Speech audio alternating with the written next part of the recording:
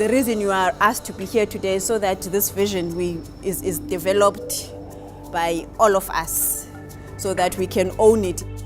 We're gonna co-create a set of principles that are gonna guide us as we develop this vision. And then we're actually going to put a vision together, right? But a spatial vision, so not words, but things. I just wanna see how far you're prepared to push the envelope, right? So cultural diversity, nationality, so being able to coexist with migrants. Equity means that we will be unfair in the allocation of resources just to balance the scales. In building the cities that we want, we need partnerships, we need everyone on board. So to create uMhlathuze that we want, I think it depends on all of us here.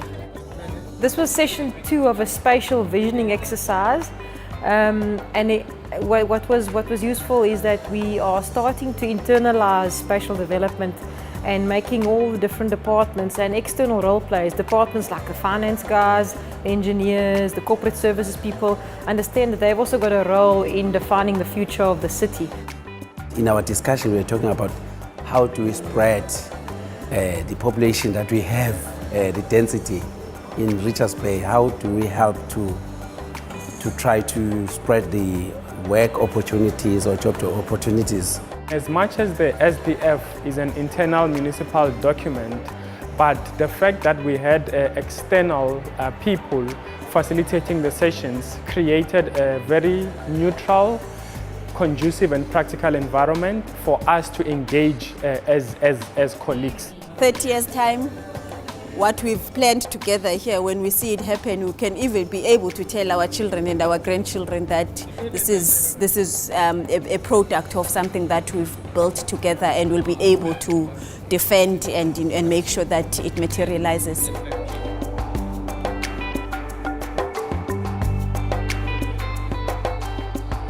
There's a lot of area that can potentially be developed, and that's the IDZ Zone 2. Is to actually put this IDZ Zone 2, so it'll have an east-west linkage onto the N2. The thinking was on the basis of one of the many different sectors of the economy. That would be the starting point, and employment opportunities could emanate from there, and then we'll have other supporting infrastructure.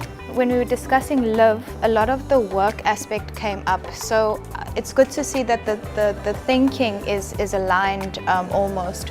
Farming, we must eat.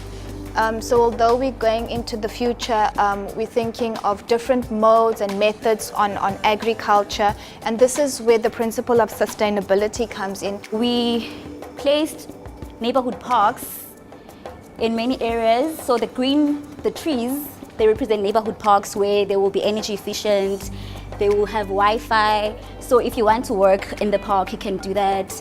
And when you're jogging along the park, it will generate energy. I like the point you made about rethinking the relationship between rural, coast and town. I heard you about how we do this thing differently of taking employment opportunity to where people are. The discussion around rail is interesting, and I like the fact that you guys drew the connection beyond the municipal boundary. Thank you so much. That takes us to the end of this session. So what we're going to do is to extract the kind of key themes that are emerging as spatial visions.